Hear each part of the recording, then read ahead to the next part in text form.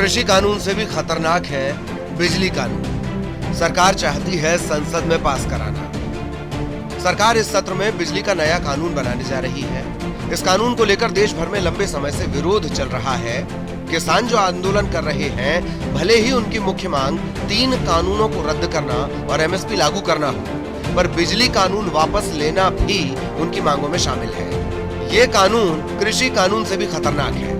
यह पास होता है तो किसानों को बिजली पर मिलने वाली सब्सिडी खत्म कर दी जाएगी। मोदी सरकार की मंशा इसी बात से जाहिर हो जाती है कि इसका ड्राफ्ट जिस वक्त जारी किया गया, तब देश कोरोना की पहली लहर से जूझ रहा था। लॉकडाउन लगा हुआ था।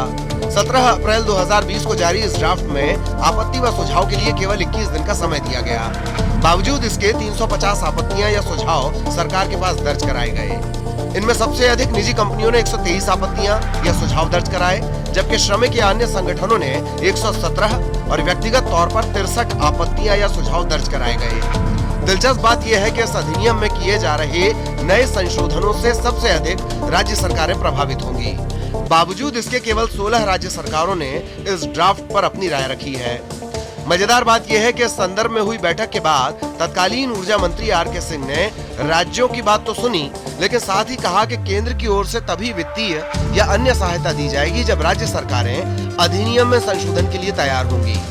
इस मामले में भाजपा शासित राज्यों की ओर से विरोध होता नहीं दिख रहा। अगर केंद्र सरकार बिजली कानून लागू कराने में सफल होती है तो बिजली के क्षेत्र में बड़ा बदलाव देखने को मिलेगा।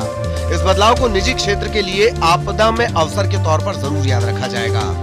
केंद्र सरकार बिजली वितरण क्षेत्र में निजी भागीदारी बढ़ाना चाहती है। इसके लिए बिल में प्रावधान किया गया है कि वितरण के क्षेत्र में कैरेज और कंटेंट अलग अलग किया जाए।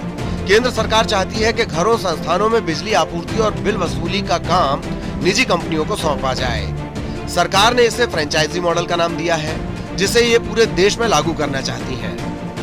ये मॉडल लागू होता है तो राज्यों के विद्युत वितरण निगम ट्रांसफार्मर तक बिजली पहुंचाएंगे और उसके बाद फ्रेंचाइजी एजेंसी का काम होगा कि घर घर तक बिजली पहुंचाना और बिल की वसूली करना। अभी सरकार ये कह रही है कि उपभोक्ता के पास ये अधिकार होगा कि वो जिस तरह मोबाइल कंपनियों का कनेक्शन बदल सकता है, उसी तरह बिजली कंपनियों की सेवा पसंद में न आने पर कनेक्शन भी बदल सकते हैं। लेकिन सरकार ये नहीं बता रही कि ग्रामीण इलाकों व गरीब बस्तियों में जहां लोग महंगी बिजली खरीदने में सक्षम नहीं होंगे, वहां बिजली कौन पहुंचाएगा। नए बिल में यह भी प्रस्ताव किया गया है कि राज्य सरकारें उपभोक्ताओं को सीधे सब्सिडी दें। अभी प्रावधान है कि राज्य सरकारें डिस्कॉम्स को सब्सिडी की राशि देती हैं और डिस्कॉम्स उस राशि को कम करके उपभोक्ताओं से बिल वसूलते हैं। लेकिन केंद्र सरकार इसमें सीधे लाभार्थी को स्थानांतरण डीबीटी की बात कर रही है। ज्यादातर राज्य ग्रामीणों और बिजली की कम खपत वाले गरीबों को सब्सिडी देती हैं। लेकिन क्या संभव है कि पहले ग्रामीण और गरीब लोग बिजली कंपनियों के बिल का पूरा भुगतान कर दें और उसके बाद उनके खाते में पैसा आए? हमेशा आरोप लगता रहा है कि राज्य सरकारें किसानों को सस्ती बिजली और सब्सिडी देना चाहती हैं।